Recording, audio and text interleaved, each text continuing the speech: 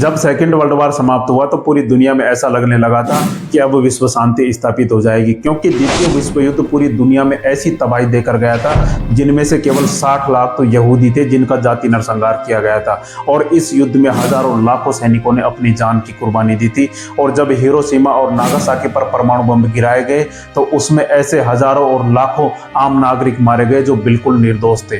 जब यह द्वितीय विश्व युद्ध समाप्त हुआ तो पूरी दुनिया में एक तरीके से शांति स्थापित हो गई थी और उसी में सोने पे सुहागा का काम किया संयुक्त राष्ट्र संघ की स्थापना ने।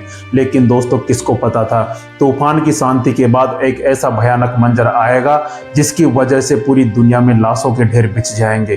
कहने को तो यह एक शीत युद्ध था, लेकिन इसने पूरी दुनिया को अपने आगोश में ले लिया था। इसमें दुनिया की दो महाशक्तियां आपस में वर्चस्व के लिए, अपने ताकत के लिए लड़ रही थी। एक तरफ था यूएसए संयुक्त राज्य अमेरिका, दूसरी तरफ था यूएसएसआर सोवियत संघ। अब इसमें दिलचस्प बात तो यह है कि इन दोनों देशों के बीच आपस में कभी भी एक भी गोली नहीं चली, लेकिन इन दोनों देशों की वजह से पूरा विश्व, पूरा वर्ल्ड एक तरीके से युद्ध का अखाड़ा बन गया था। और इस शीत युद्ध की मार से भारत भी नहीं बच सका। भारत अपने आप को कहने को तो गुटनिरपेक्ष कहता रहा, लेकिन इस शीत युद्ध की वजह से भारत ने भी अपना एक प्रधानमंत्री खोया, राजीव गांधी, जो इस शीत युद्ध का ही परिणाम था। दोस्तों, पिछले वीडियो में हम शीत युद्ध कैसे स्टार्ट हुआ उसके बारे में चर्चा कर चुके हैं। आज हम इस वीडियो में जानेंगे कि इस शीत युद्ध की वजह से विश्व के कितने देशों की बलि चढ़ाई गई और कितने देश इस युद्ध की वजह से बर्बाद हो गए थे, कंगाल हो गए थे। इसके बारे में हम विस्तार से चर्चा करेंगे। दोस्तों, इससे पहले आपसे निवेदन है कि हमारे चैनल को सब्सक्राइब जरूर कर लें।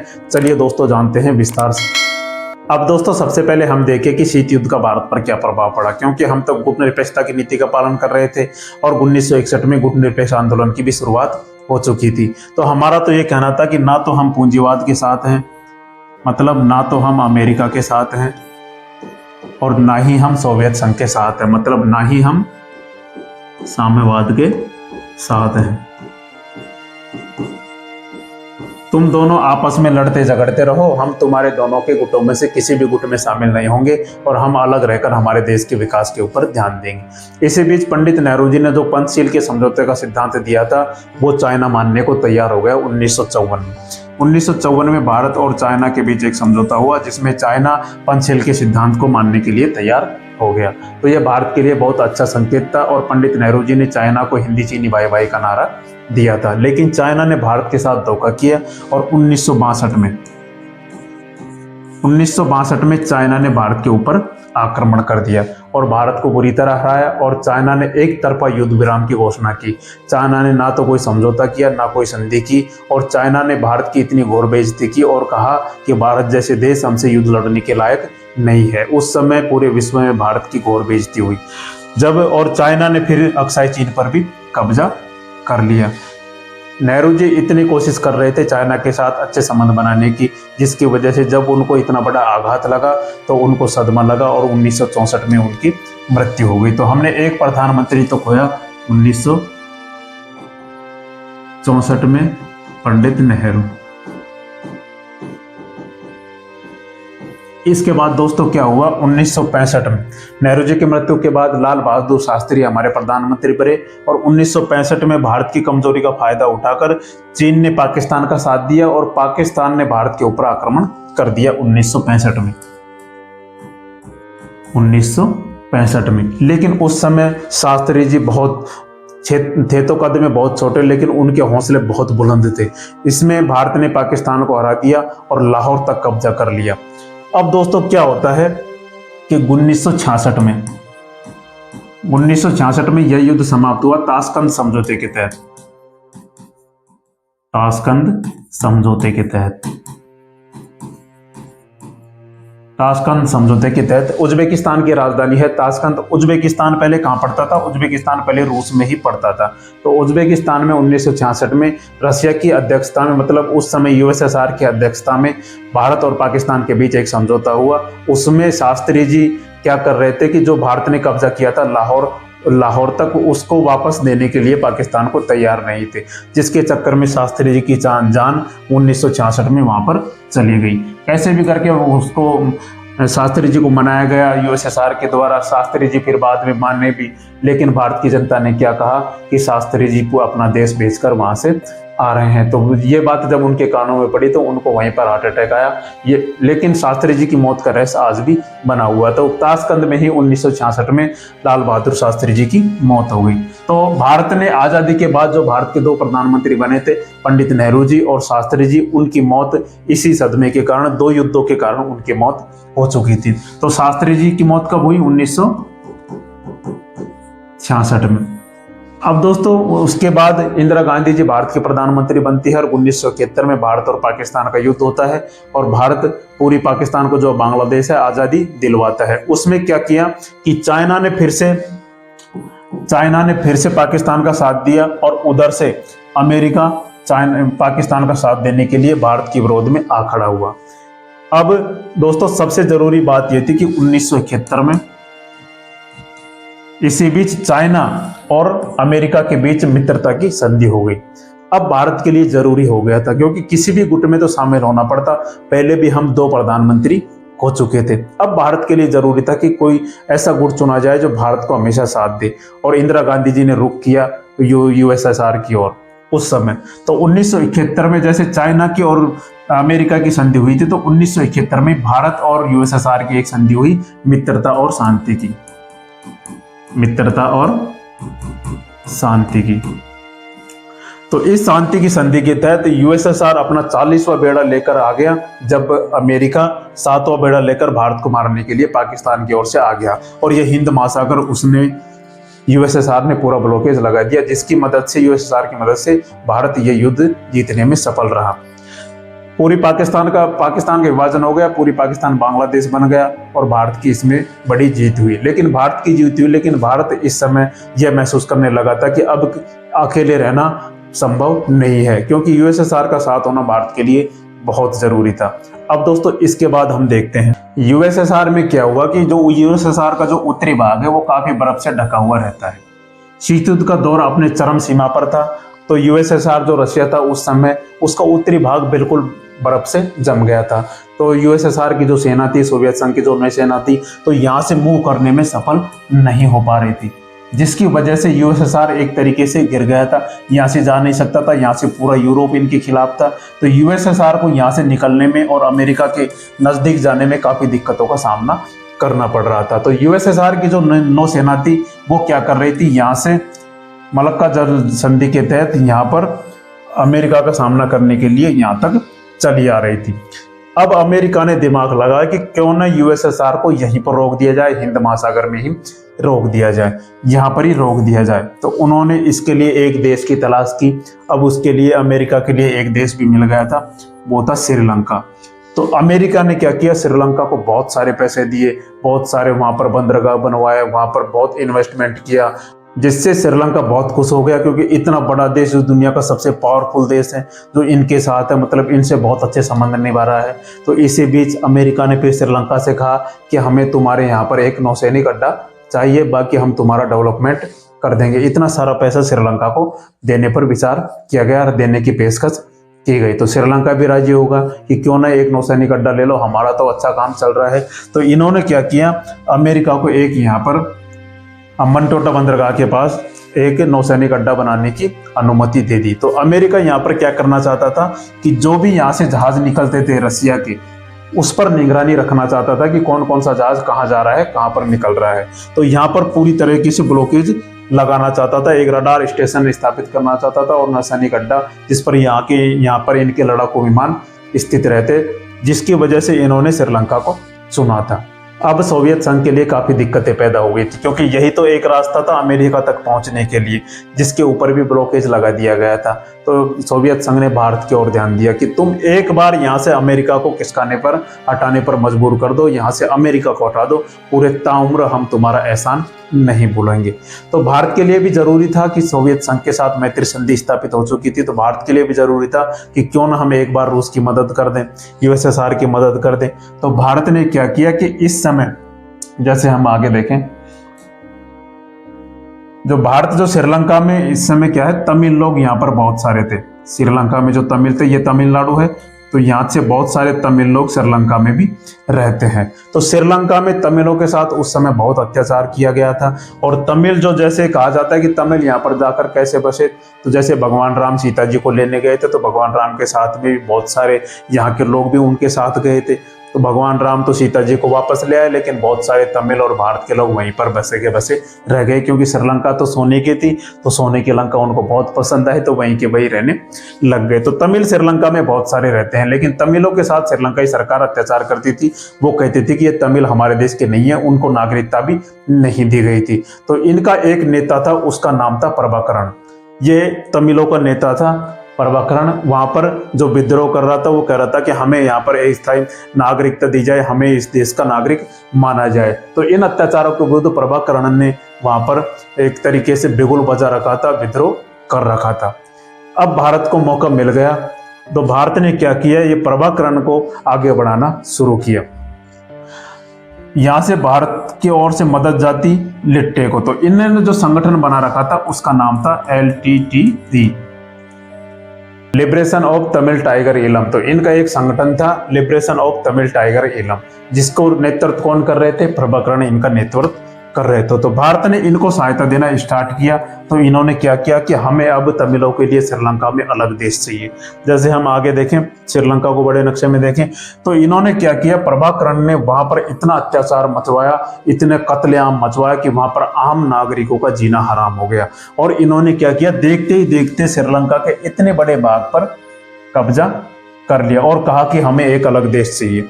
और श्रीलंका भी यह बात को भली भांति समझ रहा था कि इसके पीछे किसका हाथ है, क्योंकि भारत लिट्टे को खुले में समर्थन दे रहा था।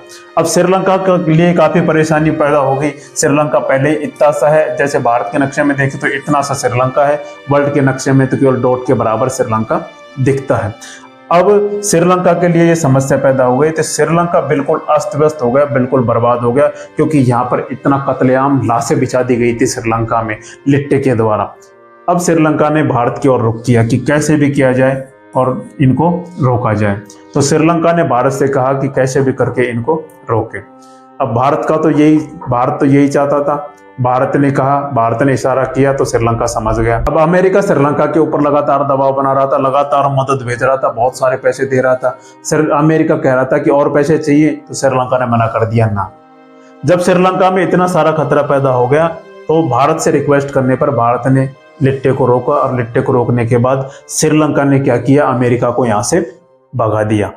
अब भारत तो यही चाहता था, भारत का काम संपूर्ण हो चुका था और उधर यूएसएसआर की बड़ी जीत हो गई थी। तो यूएसएसआर ने कहा कि वाह, पूरी दुनिया में जब तक पूरी दुनिया रहेगी हम तुम्हारा साथ देंगे, और रूस जैसा तो कोई देश ही नहीं है, आज तक वफादारी के साथ भारत से दोस्ती निभाता है। अब दोस्तों बात यहाँ तक ही खत्म नहीं होती, अब हम वापस इसी में आते हैं, यहाँ तक ही खत्म नहीं होती। अब ये लिट्टे जो संगठन था अब रुकने का नाम नहीं ले रहा था। उस समय राजीव गांधी की सरकार आई तो श्रीलंका ने कहा कि हमें कैसे भी करके इनसे छुटकारा दिलाओ। अब भारत का काम तो हो ही चुका था, लिट्टे एक उग्रवादी संगठन था। तो भारत ने क्या किया, पीस कीपिंग फोर्स श्रीलंका में भेजी और इनको ही मारने का प्रयास किया, इनकी बहुत सारी सेना खत्म कर दी। और लिट्टे एक ऐसा संगठन था जिसके पास खुद की हवाई सेना थी, मतलब वायुसेना खुद की थी, खुद के पास बहुत सारे एनिमेशन और हथियार थे। ऐसी ये लिट्टे की सेना थी। आज तक किसी भी विद्रोही गुटों के पास ऐसा कुछ भी नहीं था, लेकिन इनके पास खुद की वायुसेना थी। अब सोचो, जैसे भारत के पास, जैसे नक्सलियों के पास वायुसेना हो तो वो तो जंगल में घुसने ही नहीं दे, नक्सलियों के पास जाने ही नहीं दे किसी को भी। अब इनके लिए तो काफी दिक्कतें पैदा हो गई कि जिसको चाहा उसी ने धोखा दिया, क्योंकि भारत ने ही इनको बनाया था और भारत ही इनको मिटा रहा था। अब इनके निशाने पर कौन आ गए, राजीव गांधी जी आ गए, उस समय भारत के तत्कालीन प्रधानमंत्री। तो इन्होंने क्या किया, एक प्लान बनाया और मद्रास में एक जनसभा के दौरान एक नलिनी नाम की महिला थी, वो अपने शरीर में सुसाइड बॉम्ब रख के ले गई और राजीव गांधी जी को वहां पर मौत के घाट उतरना पड़ा। तो इस तरह दोस्तों भारत का एक और प्रधानमंत्री इस लिट्टे की गुट के कारण या शीत युद्ध के कारण यहाँ पर मारा गया था। अब जैसे देखें कि भारत के जो प्रधानमंत्री मारे गए थे उनमें से पंडित नेहरू जी मारे गए थे, उसके बाद लाल बहादुर शास्त्री जी मारे गए थे, फिर राजीव गांधी जी का नंबर आ चुका था। इंदिरा गांधी जी की मौत तो पहले ही हो चुकी थी, तो राजीव गांधी जी इस शीत युद्ध के कारण मौत के घाट उतार दिए गए। तो भारत कहने को तो गुट निरपेक्ष था, लेकिन इस शीत युद्ध के प्रभाव से कभी बच नहीं सका और इसमें भारत के एक प्रधानमंत्री राजीव गांधी जी की मौत हो गई थी। और इसी में दोस्तों जब राजीव गांधी जी एक बार श्रीलंका की यात्रा पर गए थे, तो श्रीलंका की यात्रा के दौरान क्या हुआ था कि इन सबसे तंग आकर वहां के जो सैनिक थे उन्होंने राजीव गांधी जी को अपनी बंदूक से मारा था।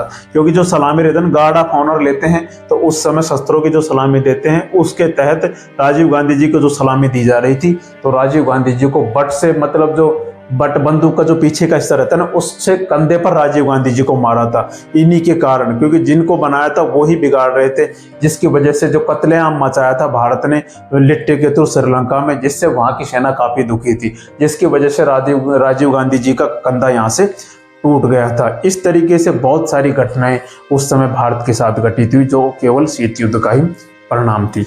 अब दोस्तों हम एक और उदाहरण देखते हैं। अब श्रीलंका से तो अमेरिका निकल ही चुका था। अब अमेरिका ने सोचा कि क्यों ना कोई दूसरा प्लान बनाया जाए, क्योंकि अब तो अमेरिका का दुश्मन पूरी तरीके से भारत हो चुका था और भारत भी जो पश्चिमी जो देश थे, पूंजीवादी देश थे, उनका लगातार विरोध करने पर आ गया था। तो भारत भी अब अमेरिका का दुश्मन हो चुका था और धीरे धीरे क्या हुआ कि चाइना भी जो साम्यवाद को बढ़ावा दे रहा था, अमेरिका लोकतंत्र था, असल में यही तो लड़ाई थी विचारधाराओं की और ताकत की। तो धीरे धीरे चाइना भी अमेरिका का विरोधी होता जा रहा था। तो अब क्या हुआ दोस्तों, अमेरिका को एक और देश मिला, उसका नाम था नेपाल। नेपाल में अमेरिका ने खूब सारा धन दौलत दिया, खूब सारा पैसा दिया अमेरिका नेपाल को, और नेपाल तो खुश हो गया कि वाह भाई क्या बात है, जैसे श्रीलंका हुआ था। लेकिन श्रीलंका की हिस्ट्री से नेपाल अनभिज्ञ था। अब नेपाल ने क्या किया, अमेरिका को अनुमति दे दी यहाँ पर नौसैनिक अड्डा बनाने की, यहाँ पर वायुसेना का अड्डा बनाने की। अब अमेरिका क्या कर सकता था कि यहाँ से तीनों के ऊपर नजर रखा था। यहाँ से चाइना भी नजदीक पड़ता है, बिल्कुल भारत के ऊपर भी नजर रख सकता है, जरूरत पड़ी तो भारत को और चाइना को निपटा भी सकता है। उधर रसिया भी यहाँ पर नजदीक ही पड़ता था, तो रसिया नजदीक पड़ता था, तो तीनों देशों के ऊपर यहाँ पर कंट्रोल स्थापित कर सकता था। तो उस समय क्या हुआ कि जैसे नेपाल में आंखों की समस्याएं बहुत बढ़ गई थी लोगों के बीच, तो अमेरिका से बहुत सारे डॉक्टर आए, यहाँ पर लोगों का फ्री में इलाज किया, तो नेपाल तो बहुत खुश हो गया। यहाँ के राजा तो वैसे ही बहुत खुश हो गए, इतना धन दौलत और इतना पैसा दिया, जिसकी वजह से नेपाल अमेरिका के साथ होने को राजी हो गया। अब इसमें दिमाग खनका चाइना का। चाइना जैसे पूरी तरीके से, चाइना इतिहास से बहुत कुछ सीखता है। अब चाइना जैसे भारत ने श्रीलंका में किया था, उसी तरीके से चाइना ने क्या किया, उस समय चाइना के प्रधानमंत्री थे, चाइना के माओ त्से-तुंग।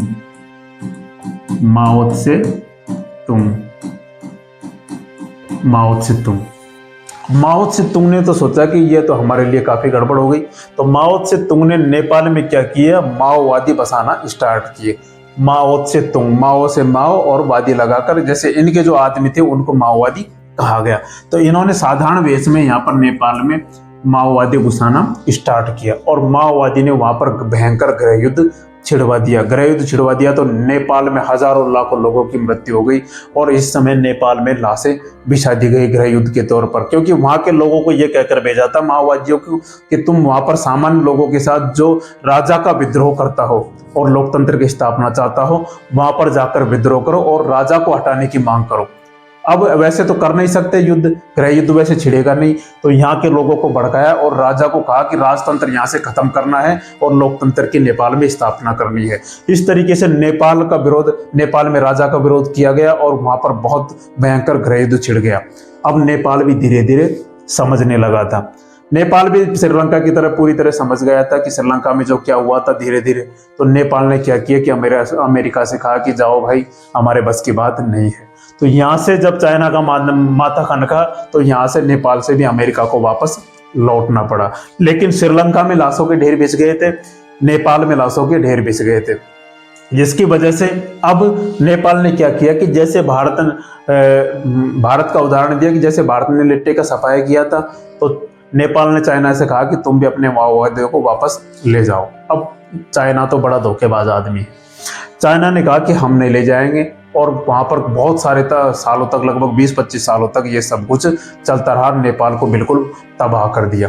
अब जो वही माओवादी हैं वो धीरे धीरे चाइना तो वापस गए नहीं, धीरे धीरे बिहार, झारखंड और छत्तीसगढ़ के रास्ते माओवादियों का ही, जैसे माओवाद है वो माओवादियों का ही अगला जो रूप है, मतलब अपडेटेड वर्जन है, वो है नक्सलवाद।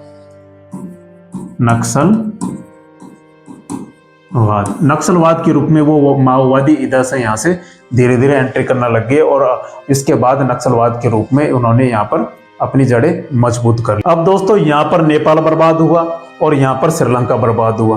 केवल भारत के दोनों साइड ही, उत्तर और दक्षिण में 2 देश बर्बाद हो चुके थे, तबाह हो चुके थे और भारत ने भी अपना एक प्रधानमंत्री राजीव गांधी इसमें खोया था, जो शीत युद्ध का ही परिणाम था। और नेपाल और श्रीलंका में लाशों के ढेर बिछा दिए गए थे, जबकि यूएसएसआर और अमेरिका के बीच में एक भी गोली नहीं चली थी। इस तरीके से पूरे विश्व में क्यूबा मिसाइल संकट है, वियतनाम संकट है, कोरिया संकट है, इसके बारे में हम आगे चर्चा करेंगे, जहां पर भी बहुत सारी लड़ाइयाँ लड़ी गई, लेकिन सोवियत संघ और अमेरिका कभी भी आमने सामने नहीं आए। दोस्तों यह था शीत युद्ध का प्रभाव, जिसके बारे में हमें जानना बहुत जरूरी था। दोस्तों जानकारी आपको अच्छी लगी हो तो चैनल को सब्सक्राइब जरूर कर लेना। जय हिंद, जय भारत। मिलते हैं आपको नेक्स्ट वीडियो में।